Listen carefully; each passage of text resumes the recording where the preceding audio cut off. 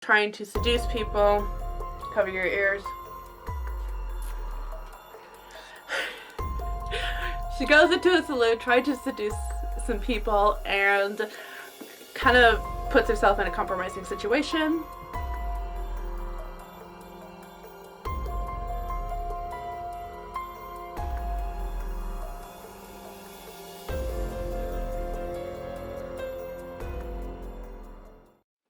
Welcome back to my channel, and today I have book nerd number 2 here to share. We had a bottle of Kate Warne reading, and we're going to share with you our thoughts on these books.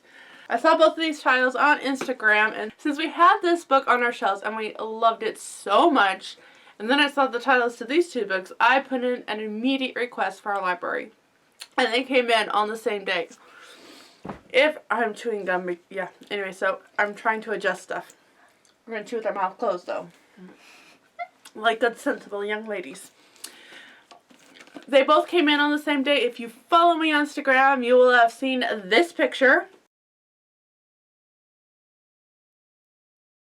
And yes, we had a who could read this and finish this first. How long did it take you to read your book? 3.5 days. Took me about 3.5 days, too. However, she finished first because she started first. I didn't start this book until about a week later. So she won. Ding, ding, ding. Hooray! So because of that, she gets the honors to share with you her book first. The Detective Assistant by Kate Hannigan. Okay. Everything is going to be linked down in the description box below so you can find it. What do you like about it? What's it about? Okay, so this is about a girl who lives with her Aunt Kate Warne, the first Pinkerton girl detective. And because since she has no other relatives, they all are dead, sadly. She starts living with her aunt. She just starts working with her aunt because she's a detective, and so they start solving all these cases. And her aunt was gonna send her away to an orphanage. But then, after the... Alan Pinkerton? Yeah, Alan Pinkerton. He really wanted her because she was good at disguises and just really good, I guess. Okay. And so she just helps them solve cases. She is really good at disguises and different voices. Kate or the niece? Who's the niece? What is the niece's name? Nell. Okay. Well, her first name was... I don't remember her first name, but then her aunt just names her Nell. Okay. Because she didn't like the other one. They both really didn't. Okay. What's your favorite part about it? Probably when her aunt decides to keep her because she just really liked her now. Oh, thank you. She liked her character. She liked what she could do. What? She liked her character, what she could do. And that she was very, very helpful. So. What was the least thing you liked about it? Really nothing. Okay. How many stars would you give it? 5. If I could, 6. Okay. 6 out of 5 stars? Okay. This is really good. What was the coolest thing about the book that you showed everybody at the end? Oh! I want to show you guys this. Okay.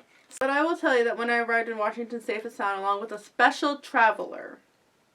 And then here is some clues as to who the special traveler is. So he's lanky and a bit rumpled in appearance, intelligent, new to Washington, clever, over 6 feet tall, likes butterscotch, and nice to ladies. And in here it has a clue. If you guys can see that. Now reveal. If you guys haven't already guessed, it spells out Lincoln. You guys can see that. She was going around showing everybody that. So, even Dad didn't know that. Was there anything that you think some parents would object to their children reading in here? Was there any bad attitudes? Was there some bad language? Was there anything? There was this girl who always wanted candy, and she was just kind of snotty and was hitting this donkey. She was very snotty. Okay. But no language? I don't think so. I don't remember. Okay. Excellent. So. Well, thank you, Miss Emma. You're welcome. Mine was an adult version called Girl in Disguise by Greer McAllister. And by the way, Nell is completely fictional. I read the author's note while Emma was explaining some things. Nell did not exist in real life. They made her up in order to show who Kate Warne was and in a fun and inviting way. And the reason I looked that up is because from what I know of Kate Warne in this book, she never got married. She had no other family. So how did she have this long-lost niece? So that's why I was looking that up really quick. This book had some language. It had some intimate scenes that was well done by the author. It just got to the point where you're like, and then it was done. I was like, oh, okay. Very true to the time period. This time period is a little bit before the Civil War and goes on into after the war. This begins when she becomes a widow. The author does say in the back of the book that she has taken liberties, but that she tried to keep true to historical events. Now, because of what we knew from this book, her first case was pretty on par. The main case that got her well known basically was very much the same. I don't know about this one. Did they ever talk about the woman that held jewels or money? Maybe it was money for the wife for the man, and Kate Warne was sent to be a friend to her. Yes. Okay. So I remember. That must have been like Kate Warne's very famous because she had a daughter, and that was the snotty girl that had the snotty attitude. There you go. There's your answer. So that seems to be Kate Warne's most well-known case, was that one. There were some liberties taken in other cases.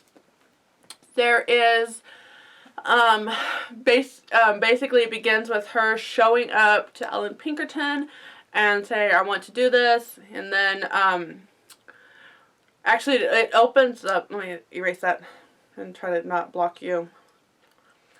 Okay, right here. It opens up with Kate Warne going into a saloon, trying to seduce people. Cover your ears. She goes into a saloon, trying to seduce some people, and kind of puts herself in a compromising situation. What? And finds out that there is another guy there that is a Pinkerton. And basically, she gets a flashback as to how she got to this position, and then it starts going on. The author, Greer McAllister, addressed some of the theories of Kate Warne, like Allenton Pinkerton had a thing for her, and I thought the author did this phenomenally. Like, really, I could totally see what was going on here, and I thought it was great, and I'm sorry about the glare. It's a library book, and we have to get these back, so. Anyway, so I thought that was done really well. The only dislike that I had of the book is that one of, I think you learn about it pretty on, so I don't think I'm ruining anything for you, but early on there is a Pinkerton that's a very weak man. Weakness of character, everything about him is, you just know what kind of person he is. There's a specific name for that, and I can't remember what it's called. And he is it to a T. So basically she made a character weak, and all of the physique about him reflects weakness. He didn't really fit the story of a villain, if I may be so bold. It didn't work really well for him. I think it needed to be somewhat stronger. I can see what the author was doing. I just didn't think it was done well. I think it could have been a little bit stronger. How? I have no idea because I'm not a writer. Some of the other things that I really, really enjoyed about this book was that Kate Warne had a horrible marriage. So she is a widow, and she had a horrible marriage and kind of lost a baby with that. You learn that first off. But it didn't make her become like this heartless feminist going after something totally opposite of the woman of the day, just to contrast that. You know, I'm done with that life. This is the only one I want. Like, she still wants a family. She still wants a husband.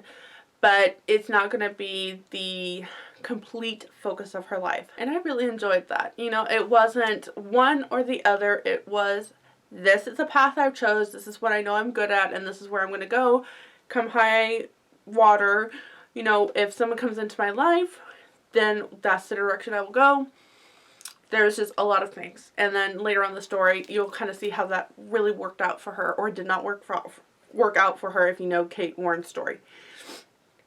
My favorite scene in this book was at the end. She's in a tussle with somebody, and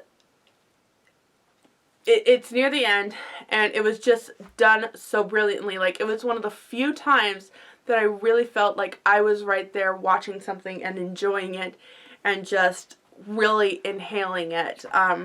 It was really well written.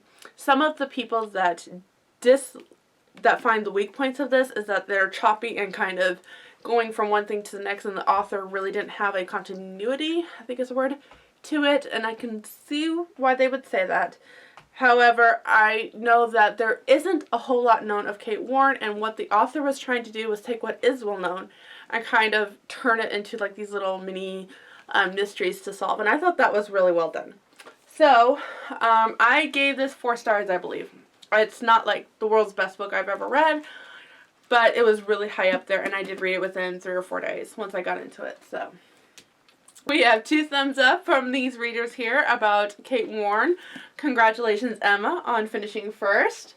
And until next time, have another cup and read another chapter.